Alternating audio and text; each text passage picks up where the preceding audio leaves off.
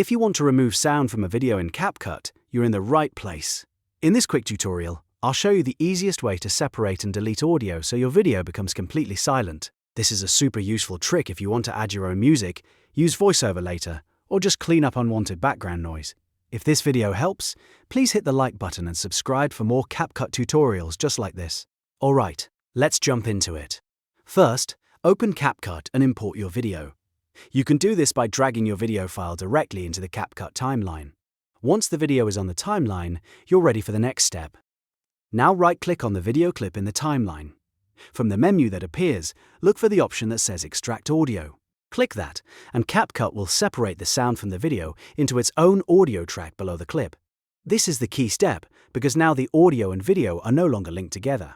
After the audio has been extracted, look just below your video clip, and you'll see the separated audio track. Click on that audio track to select it. Then press the Delete key on your keyboard to remove it. If you prefer, you can also right-click the audio track and choose Delete from the menu.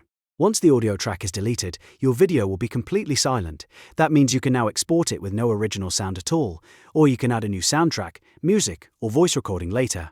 If you want to double-check, play the video back in the timeline and make sure there's no sound coming through. And that's it. You've successfully removed sound from a video in CapCut. It only takes a few clicks, but it can make a big difference when editing content for TikTok, YouTube Shorts, Instagram Reels, or any other video project. If this tutorial was helpful, make sure to like this video and subscribe to the channel for more simple step-by-step editing guides. Thanks for watching, and I'll see you in the next one.